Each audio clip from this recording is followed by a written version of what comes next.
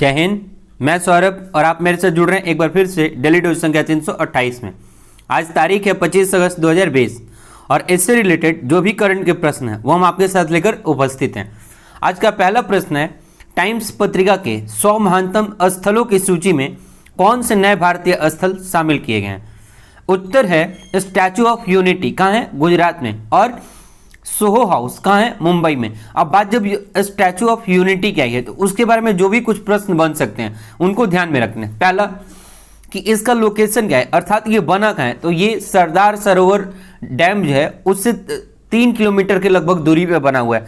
एक जगह है साधु बेट, कौन से जिले में? नर्मदा जिले में। और कहाँ पे? गुजरात में। ठीक है, तो ये इसका लोकेशन है। अब इसको बनाया किसने था? उनका भी नाम बहुत फेमस हुआ था। तो इसके मुख्य कारीगर जो थे वो थे राम सुतार। कौन थे? राम सुतार। और ये किस लिए ज्यादा फेमस हुआ था? तो ये विश्व की सबसे ऊंची मूर्ति है, जिस केवल मूर्ति की हाइट 182 मीटर है, लेकिन अगर बेस सहित मूर्ति की हाइट की बात करें तो 240 मीटर ऊंची ये कांस्य प्रतिमा है। ठीक है, एक बात और भी ध्यान देंगे कि यहां से एक प्रश्न और भी पूछ सकता है जो कि सबके लिए कॉमन नहीं होगा। लॉर्सन एंड टुब्रो कंपनी ने 2979 करोड़ रुपए का टेंडर लेकर के इसके निर्माण और रख रखाव की जिम्मेदारी ली है। ठीक है, और 31 अक्टूबर जो कि सरदार वल्लभ भाई पटेल का जन्म तिथि है, ठीक, यानी जन्म दिवस है, उसी दिन 2018 में इस मूर्ति का उद्घाटन हमारे प्रधानमंत्री श्री नरेंद्र मोदी ने करा था। ठीक है, तो ये बात रही स्टैचू ऑफ यूनिटी से संबंधित। ठीक है, और एक बात यहां पे और भी ध्यान रखेंगे कि एक इससे पहले जो था वो चाइना की एक मूर्ति थी। ठीक है, जो कि अब विश्व की दूसरी सबसे ऊंची मूर्ति बन गई है। पहले वही सबसे पहली थी। कौन? Spring temple. किसका मंदिर है वो भगवान बुद्ध को समर्पित मंदिर है। ठीक है, जिसकी कुल ऊंचाई कितनी है? 208 मीटर बेस सहित। ठीक है, अब यहां पे एक बात मैंने और भी करा है, सोहो मुंबई का, सॉरी सोहो हाउस का, जो कि कहां पे है? मुंबई में। सोहो हाउस क्यों फेमस है? यह एक रेस्टोरेंट है जो कि जुहू बीच के समीप बना हुआ है। ठीक है, और ये रेस्टोरेंट अपने खूबियों के लिए जाना जाता है, और जैसे कि इसमें स्विमिंग पूल अगर जो सबसे ऊंचले तल्ले पे हैं उस पे पाए जाते हैं। तो सोहो हाउस ज्यादा से ज्यादा पूछेगा तो ये पूछेगा किस प्रकार का चीज, तो यहाँ पे हम बताएंगे कि ये एक रेस्टोरेंट है। ठीक है, और रेस्टोरेंट के तौर पर ही ये फेमस भी है। बढ़ते अपने अगले प्रश्न संख्या 2 की तरफ। किस ऊर्जा को गैर सौर अक्षय ऊर्जा की श्रेणी में शामिल किया गया? सबसे पहले तो मैंने आपको बताया था कि सौर ऊर्जा जो है वो अक्षय ऊर्जा है, लेकिन यहां पे प्रश्न है कि गैर सौर अक्षय ऊर्जा यानी कि सूर्य के अलावा और भी ऐसा कौन सा ऊर्जा है जिसको हम अक्षय ऊर्जा में शामिल कर रहे हैं? तो वो है समुद्री ऊर्जा। समुद्री ऊर्जा सूर्य के अलावा एक और भी अक्षय ऊर्जा है जिसका कि हमारे पास बहुत बड़ा असीमित संसाधन उपलब्ध कराने की क्षमता है। ठीक, तो इसी समुद्री ऊर्जा को गैर सौर अक्षय ऊर्जा में शामिल करा गया। बढ़ते अपने तीसरे प्रश्न की तरफ। ट्रांसजेंडर व्यक्तियों के लिए नवगठित राष्ट्रीय परिषद का प्रमुख कौन होगा? उत्तर है केंद्रीय सामाजिक न्याय मंत्री। ये जो ट्रांसजेंडर है, ठीक है, इनके लिए जो नवगठित परिषद होगा उसका प्रमुख कौन होंगे? तो जो भी उस समय के केंद्रीय सामाजिक न्याय मंत्री होंगे वही होंगे। तो अब वर्तमान में केंद्रीय सामाजिक न्याय मंत्री कौन है? तो थावरचंद गहलोत जो है वो वर्तमान में केंद्रीय सामाजिक न्याय मंत्री व अधिकारिता मंत्री भी हैं। तो आप थावरचंद गहलोत का नाम ध्यान रखेंगे। ये कौन है? केंद्रीय सामाजिक न्याय एवं अधिकारिता मंत्री। ठीक है, बढ़ते अपने अगले प्रश्न संख्या 4 की तरफ। बेई-2 किस देश का होमोग्रोन नेविगेशन सिस्टम है? अब नेविगेशन सिस्टम का मतलब जैसे आपने नाम सुना होगा जीपीएस का। ठीक, तो जीपीएस क्या करता है? नेविगेट करता है किसी भी चीज को, यानी उसका पता लगाता है। ठीक, उसी तरीके से बेई-2 जो है वो भी एक नेविगेशन सिस्टम है, और जिसको किसने डेवलप करा है? तो चाइना ने डेवलप करा है। अब ध्यान देंगे कि बेई-2 से संबंधित कुछ बातें हम जानते हैं। पहला कि जो पाकिस्तान सैन्य है, ठीक है, या फिर जो पाकिस्तान के नागरिक हैं, उन दोनों के लिए ये जो होमोग्रोन सिस्टम है बेई-2, जिसको हम पूरा करें होमोग्रोन नेविगेशन सिस्टम बेई-2, ठीक है, इसका उपयोग अब कौन करेगा? पाकिस्तान करेगा। और पाकिस्तान जो है वो अब तक अमेरिका स्थित ग्लोबल पोजीशन सिस्टम, जीपीएस का फुल फॉर्म है क्या? ग्लोबल पोजीशन सिस्टम, इसी का उपयोग करता था। यानी अपने नेविगेशन के लिए अब तक पाकिस्तान जीपीएस का प्रयोग करता था, ठीक है। लेकिन अब वो अपने नेविगेशन सिस्टम के लिए किसका प्रयोग करेगा? बेईदोउ का उपयोग करेगा। वो अपने सैन्य के लिए भी और साथ ही साथ नागरिक के लिए भी, दोनों तरह लोगों के लिए अब वो जीपीएस की जगह पे क्या यूज करेगा? बेईदोउ नेविगेशन सिस्टम, ठीक है। एक बात और भी ध्यान देंगे कि ये जो बेईदोउ है वो पाकिस्तान और चीन के रक्षा और रणनीतिक सहयोग का एक हिस्सा है। इसी वजह से पाकिस्तान अब आने वाले टाइम में बेईदोउ नेविगेशन सिस्टम का प्रयोग करेगा, ठीक है। और जो भी चीजें हमको लगता है ज्यादा इंपॉर्टेंट है, हम उनको एक ही प्रश्न के दौरान आपके साथ 6 से 7 बार रिपीट करते हैं ताकि आप उस चीज को एट ए टाइम याद कर लें, ठीक है। एक बात और भी यहां पे ध्यान देंगे कि इसका मोटिव क्या है बेईदोउ नेविगेशन सिस्टम का। तो चीन अमेरिका के स्थान पर जो अमेरिका का जीपीएस अर्थात ग्लोबल पोजीशन सिस्टम है, ठीक है, उस पे आधिपत्य जमा करके, यानी उस जीपीएस का आधिपत्य कम करके और खुद को नेविगेशन सिस्टम के तौर पे मार्केट में डेवलप करना चाहता है, ठीक है। और सबसे पहले चाइना का टारगेट है कि वो एशियाई क्षेत्रों में अपने आप को डेवलप कर ले, ठीक। और इसी वजह से उसने बेईदोउ नेविगेशन सिस्टम पे जोर दे रखा है, ठीक है। तो ये जानकारी थी बेईदोउ नेविगेशन सिस्टम से संबंधित। बढ़ते अपने अगले प्रश्न संख्या 5 की तरफ। किस देश ने काला सागर में अपना सबसे बड़ा प्राकृतिक गैस भंडार खोजा है? उत्तर है तुर्की। अब यहां पे ध्यान देंगे कि जो तुर्की है वो अब तक अपने इस तरह के नेचुरल गैसेस के लिए दूसरे देशों पर आधारित है, ठीक है।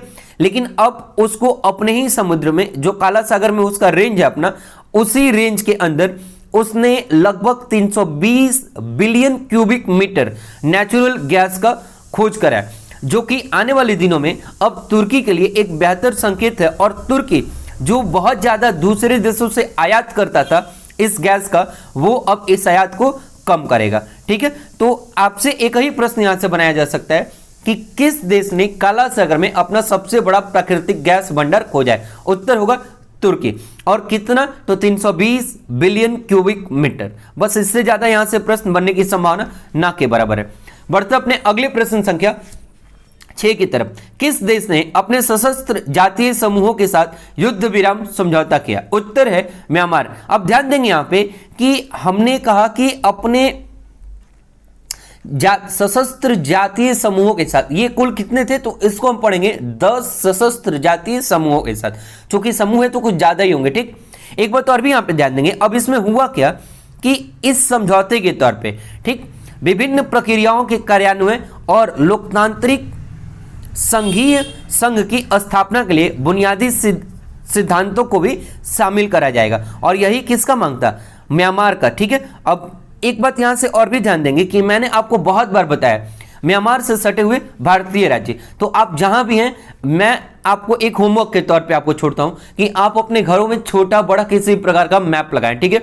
और जैसे ही मैं कोई कंट्री बोलूं जो भारत के पड़ोसी हैं, तो आप तुरंत देखें कि भारत की कौन कौन सी सीमा, किस किस राज्य की सीमा उस देश से लगती है, और आप एट ए टाइम रिपीट करें। तो अभी का आपको होमवर्क है कि आप गूगल से ढूंढ करके देखें कि म्यांमार से सबसे ऊपर अरुणाचल प्रदेश से लगता है, उसके बाद कौन सा लगता है, उसके बाद कौन सा लगता है, और नीचे में सबसे कौन सा लगता है। इस तरह से कुल कितनी भारतीय राज्य म्यांमार से लगते हैं, इस चीज को आप होमवर्क के तौर पर करेंगे और आप लोग कमेंट में हमें बताएंगे भी। बढ़ते अपने अगले प्रश्न संख्या 7 की तरफ। आईसीएमआर के अनुसार कोविड-19 की जांच स्वैब के बदले किससे की जा सकती है? तो आईसीएमआर ने, यानी आईसीएमआर का फुल फॉर्म क्या होगा? तो इसका होगा Indian council of medical and research. तो Indian council of medical and research ने बताया है कि जो स्वैब के बदले, स्वैब ऐसे आपके नाक में एक पाइप डालकर और अंदर से सलाइवा टाइप का होता है, उसको निकाल कर अब तक कोविड-19 की जांच करी जा रही है। लेकिन आईसीएमआर ने कहा है कि अगर पानी का गरारा किया हुआ हो, ठीक है, गरारा यानी मुंह में पानी लेकर के, और उसको, ये एक प्रक्रिया है, ठीक। तो अगर गरारा किया हुआ पानी है तो उसके द्वारा भी अब कोविड-19 की जांच करी जा सकती है। और इस चीज की जानकारी किसने दी है? आईसीएमआर ने। अब ध्यान देंगे कि आईसीएमआर पे आधिपत्य किसका है? तो वो भारत सरकार की अपनी एक मेडिकल रिसर्च काउंसिल है, ठीक है। इसका हेडक्वार्टर क्या है? तो इसका हेडक्वार्टर है न्यू दिल्ली में। और स्थापना कब हुई थी? तो आईसीएमआर की स्थापना जब हम गुलाम थे तभी हो चुकी थी 1911 में। और वर्तमान में इसके सेक्रेटरी और डायरेक्टर जनरल कौन है? तो वो हैं डॉक्टर श्रीराम भार्गव। कौन है? डॉक्टर श्रीराम भार्गव। बढ़ते अपने अगले प्रश्न संख्या 8 की तरफ। त्रिनिदाद एवं टोबैगो के नए प्रधानमंत्री कौन बने हैं? उत्तर है कीथ राउली। अब ध्यान देंगे कि जो कीथ राउली हैं, कौन? कीथ राउली, जो कहां के प्रधानमंत्री बने? त्रिनिदाद एवं टोबैगो के। ये लगातार दूसरी बार चुने गए हैं और यहां पर भी प्रधानमंत्री का जो कार्यकाल है वो हमारी तरह ही 5 साल का ही होता है, ठीक है। और एक प्रश्न यहां से अगर बनाया जा सकता है, अच्छा तो ये भी बनाया जा सकता है कि ये किस पार्टी से हैं? तो ये है पीपल नेशनल मूवमेंट पार्टी से। किससे? पीपल्स नेशनल मूवमेंट पार्टी से। एक प्रश्न यहां से और भी ध्यान देंगे कि त्रिनिदाद और टोबैगो गणराज्य की राजधानी हमसे पूछ सकता है, तो कहां है? Port of Spain. कहां पे? Port of Spain. इसके राष्ट्रपति कौन है? पॉला माइविक्स। कौन है? पॉला माइविक्स। और मुद्रा क्या है यहां की? तो यहां की मुद्रा है त्रिनिदाद और टोबैगो डॉलर। तो इतनी जानकारी थी हमको त्रिनिदाद एवं टोबैगो गणराज्य से संबंधित, जिसके प्राइम मिनिस्टर कौन बने? कीथ राउली बने, दूसरे बार बने, ठीक है। बढ़ते अपने अगली प्रश्न संख्या 9 की तरफ। भारत में कैंसर के मामलों में वर्ष 2025 तक कितना प्रतिशत बढ़ने का अनुमान है? उत्तर है 12%। अब ध्यान देंगे कि ये बताया किसने? तो आईसीएमआर ने ही बताया है कि वर्तमान में हमारे देश में, ठीक है, 13.9 लाख पेशेंट हैं। किसके? तो ये पेशेंट हैं कैंसर के। लेकिन आने वाले 2025 यानी साल 2025 तक इस संख्या में यानी 13.9 लाख में 12% की वृद्धि होगी और ये बढ़ करके 15.7 लाख हो जाएगा, ठीक है। तो ये जानकारी हमें किसने दी है? आईसीएमआर ने। और अभी अभी हमने आईसीएमआर के बारे में आपको बताया कि उसका फुल फॉर्म क्या है? Indian council of medical research. Headquarter का है न्यू दिल्ली। और बाकी की चीजें आप पीछे से नोट कर लेंगे, ठीक है। बढ़ते अपने अगले प्रश्न संख्या 10 की तरफ।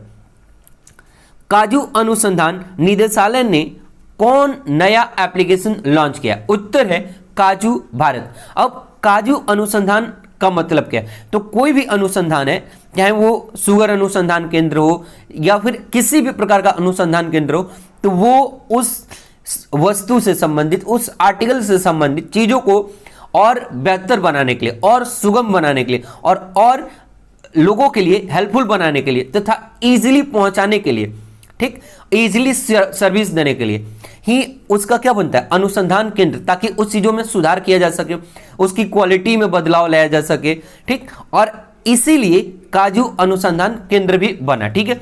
अब ध्यान देंगे कि इसके लिए एक लॉन्च किया गया क्या ऐप, उसका नाम क्या है? काजू भारत। लेकिन यहां से एक प्रश्न और भी बन सकता है, काजू अनुसंधान केंद्र का है? तो काजू अनुसंधान केंद्र है पुतूर में। कहां है? पुतूर में। बढ़ते अपने अगले प्रश्न संख्या 11 की तरफ। किस देश की कंपनी SABIC दुनिया का पहला पॉलीकार्बोनेट संयंत्र बनेगा? उत्तर है स्पेन। आप इस प्रश्न को एज इट इज ध्यान रखेंगे, ठीक है। बढ़ते अपने अगले प्रश्न संख्या 12 की तरफ। किस गैर सफेद व्यक्ति की छवि ब्रिटेन अपने सिक्कों पर उतारेगा? उत्तर है महात्मा गांधी। और आपको पता है कि महात्मा गांधी अपने समय के सबसे प्रसिद्ध व्यक्ति थे, जिनके व्यक्तित्व का प्रभाव सामने वाले के ऊपर बहुत ज्यादा होता था। और महात्मा गांधी अपनी खूबियों की वजह से इन्होंने, अब यहां पे ये प्रश्न क्यों बन रहा है? क्योंकि ये गैर सफेद व्यक्तियों के लिए लड़ाई लड़े थे, ठीक है। और यही वजह है कि कहीं ना कहीं इसी बात से प्रभावित होकर के, जिसको हम अश्वेत भी कहते हैं, तो इसी चीज से प्रभावित होकर के ब्रिटेन अपने सिक्कों पर इनकी छवि उतारेगा। किनकी? महात्मा गांधी की, जो हमारे फादर ऑफ नेशन है। बढ़ते अपने अगले प्रश्न संख्या 13 की तरफ। भारत ने किस देश के साथ निशस्त्रीकरण एवं परमाणु हथियार अप्रसार क्षेत्र पर आभासी विचार विमर्श किया? उत्तर है साउथ कोरिया, ठीक है, यानी दक्षिण कोरिया। अब ध्यान देंगे कि दक्षिण कोरिया का जो लोकेशन है वो है, यह एशिया कॉन्टिनेंट जो है उसके पूर्व में स्थित है, ठीक है। कहां पे? एशिया कॉन्टिनेंट के पूर्व में स्थित है। कौन? South Korea. यहां से एक बहुत अच्छा प्रश्न बनता है कि इसे शांत सुबह की भूमि कहते हैं। किसकी? शांत सुबह की, अर्थात पीस ऑफ मॉर्निंग की भूमि कहते हैं इसे, ठीक है। Piece of land in morning, इसको शांत सुबह की भूमि कहते हैं। एक और प्रश्न कि इसकी राजधानी क्या है? तो इसकी राजधानी है सियोल। लेकिन यहां से प्रश्न क्या बनेगा कि दुनिया का सबसे बड़ा महानगरीय क्षेत्र कौन है? तो दुनिया का सबसे बड़ा महानगरीय क्षेत्र है सियोल, जो कि साउथ कोरिया की राजधानी है। और यहाँ की मुद्रा क्या है? तो यहाँ की मुद्रा है वॉन। और इसके राष्ट्रपति कौन है साउथ कोरिया के? तो वो है मून जे इन। कौन है? मून जे इन। तो बढ़ते अपने अगले प्रश्न संख्या 14 की तरफ। किसने द एनीवेयर स्कूल कार्यक्रम शुरू किया? उत्तर है गूगल। किसने? गूगल ने। अब कोविड-19 को देखते हुए अभी आपको पता है कि सभी जगह स्कूल, कॉलेज, जो भी एजुकेशनल इंस्टीट्यूट हैं वो तो अभी तक बंद है, ठीक है। तो उसी चीज को कि बच्चों की पढ़ाई बाधित ना हो, उसके लिए गूगल ने एक स्कूल कार्यक्रम जारी करा है, ठीक है, जिसमें कि आप जहां हैं वहीं से आप क्लास ले सकते हो और अपने पढ़ाई को कंटिन्यू कर सकते हैं। और उसी कार्यक्रम का नाम है द एनीवेयर स्कूल। अब ये किसने शुरू करा है? गूगल ने। तो ध्यान देंगे कि गूगल से एक बहुत बड़ा क्वेश्चन बना हुआ है कि गूगल क्या है? तो गूगल एक सर्च इंजन है। क्या है? गूगल एक सर्च इंजन है, जिसकी स्थापना कब हुई थी? 4 सितंबर 1998 को। कहां पे? यूएस कैलिफोर्निया में, ठीक है। इसके फाउंडर कौन है? तो इसके फाउंडर हैं लैरी पेज एवं सरंग ब्रिन। कौन है? लैरी पेज और सरंग ब्रिन। सीईओ कौन है वर्तमान में? तो इसके सीईओ हैं सुंदर पिचाई। और इसकी पेरेंट कंपनी कौन है? तो इसकी पेरेंट कंपनी है अल्फाबेट इंक। और इसी पेरेंट कंपनी ने, किसने? गूगल की यही पेरेंट कंपनी अल्फाबेट इंक ने ही अभी जो रिलायंस जियो है उसके 7.7% की हिस्सेदारी खरीदी थी, जिसको कि मैंने पीछे के डेली डोज में आपके साथ डिस्कस भी करा था, लगभग 37,000 करोड़ रुपए के समथिंग में, ठीक है। तो ये बात भी आप ध्यान रखेंगे। और बढ़ते अपने अगले प्रश्न संख्या 15 की तरफ। किस देश ने कोविड-19 जांच हेतु सलाइवा डायरेक्ट रैपिड टेस्ट शुरू किया? उत्तर है अमेरिका। कौन? अमेरिका। अमेरिका ने सलाइवा डायरेक्ट रैपिड टेस्ट की शुरुआत करी है, ठीक है। बढ़ते अपने अगले प्रश्न संख्या 16 की तरफ। उद्योग सहजता सूचकांक 2020 में प्रथम स्थान पे कौन सा देश है? उत्तर है न्यूजीलैंड। अब ध्यान देंगे कि 2020 में न्यूजीलैंड है, 2019 में भी उद्योग सहजता सूचकांक यानी ईज ऑफ डूइंग बिजनेस जिसको आप कहते हैं, उसके लिस्ट में न्यूजीलैंड पहली बार यानी 2019 में भी टॉप पर था और 2020 में भी टॉप पर है। जबकि अपना देश भारत अभी वर्तमान में यानी 2020 में 63वें स्थान पर है, यानी 63 रैंक है इसका। जबकि 2019 में अपने देश भारत का 77वां स्थान यानी 77th रैंक था और 2018 में अपना देश भारत 100 रैंक था यानी कि 100वें स्थान पे था। तो अपना देश भारत धीरे धीरे इसमें क्या कर रहा है? अच्छा परफॉर्म कर रहा है, ठीक है।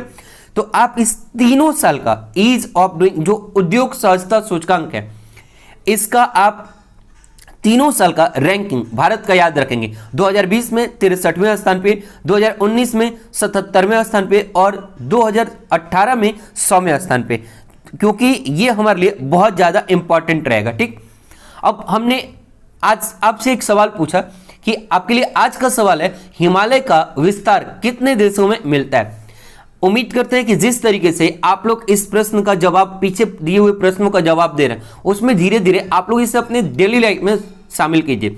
जो लोग भी प्रश्न का जवाब नहीं दे रहे हैं उनको उस बात पे और ज्यादा अफसोस तब होगा जब वो एग्जाम हॉल में बैठेंगे और इन केस, मैं ये नहीं कह रहा यही प्रश्न आएंगे, लेकिन इन केस अगर इसी में से प्रश्न आ गए और अगर वो पढ़े हुए चीजों को रिवाइज नहीं होने की वजह से गलत कर दिए तो उनके लिए उस समय बहुत ज्यादा नुकसानदेह हो जाएगा। और तब और ज्यादा नुकसानदेह हो जाएगा जब उसी एक प्रश्न की वजह से हमारा सिलेक्शन रुक रहा हो। तो इसलिए हम आपसे आग्रह करते हैं कि आप वीडियो को लाइक कीजिए न कीजिए, शेयर कीजिए न कीजिए, वो आपका पर्सनल इशू है, लेकिन आप हमारे लिए ही सही आपसे जो प्रश्न पूछे जाते हैं उसको कमेंट करके जवाब जरूर दिया कीजिए। फिर मिलते हैं अगले वीडियो में, तब तक के लिए जय हिंद, बाय बाय।